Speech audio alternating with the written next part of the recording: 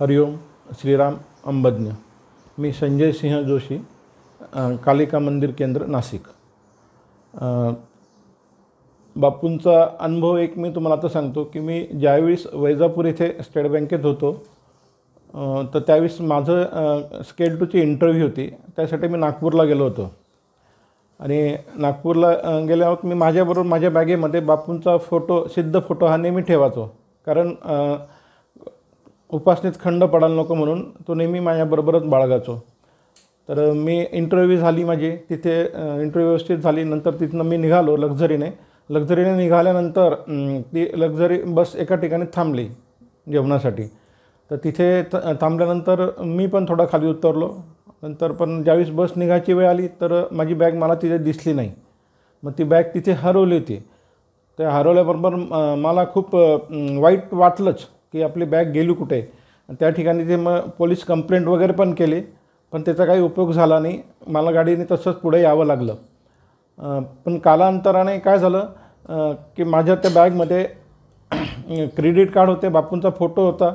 मला क्रेडिट कार्डचं काही एवढं नाही, पण बापूंचा फोटो मिळावा हे म्हणून बापूंकडे मी खूप म्हणजे चिंतेतही होतो आणि बापूंना विनंती करत होतो की मला तो फोटो मिळावा।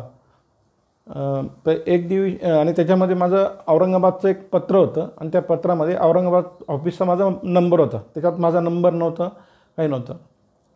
बट एके दिवशी ती बॅग तिथे फोन आला आमच्या रिजनल ऑफिसला औरंगाबादला की असं आहे, यांची एक बॅग आम्हाला सापडलेली आहे, संजय जोशी म्हणून यांची बॅग आम्हाला सापडलेली आहे। तर हा तुमच्या ऑफिसमध्ये आहेत का? मग त्यांना माहीत होतं की मी वैजापूरला BM आहे। मग त्यांनी मला वैजापूरला फोन केला आणि सांगितलं की तुमची काय बॅग हरवली होती का? मग मी त्यांना सांगितलं हो हरवली होती। म्हणे ती सापडलेली आहे, ती सापडलेली असं सांगितल्यावर मला खूप आनंदाश्रू पण झाले आणि असं की बापू आपल्याला कधीच सोडू शकत नाही असं मी त्या क्षणी मला जाणवलं। आणि त्यानंतर मग त्या माणसाला त्यांनी मला फोन दिला, त्या माणसाशी मी बोललो। नंतर आमचे एक नातेवाईक होते, त्या नातेवाईकांनी ती बॅग घेतली आणि ती बॅग मला इथे पाठवली। ती पाठवल्यानंतर ज्यावेळेस मी बापूंचा फोटो माझ्या छातीशी लावला त्यावेळेस मला खरंच जाणवलं की बापू हा खरंच कृपाळू आणि कनवाळू आहे, की याला भक्ताचं छोट्या छोट्या गोष्टींचं पण तो पूर्ण करत असतो। आणि त्यानंतर मग त्यांचा फोन झाल्यानंतर ते म्हटले की ही बॅग मला शेतात सापडली आणि त्यावेळेस पावसाळा होता। तर पावसाळ्यात ती बॅग पूर्ण भिजली होती पण बापूंच्या फोटोला काही नव्हतं झालं। बापूंचा फोटो जसा आहे तसाच होता। हरिओम।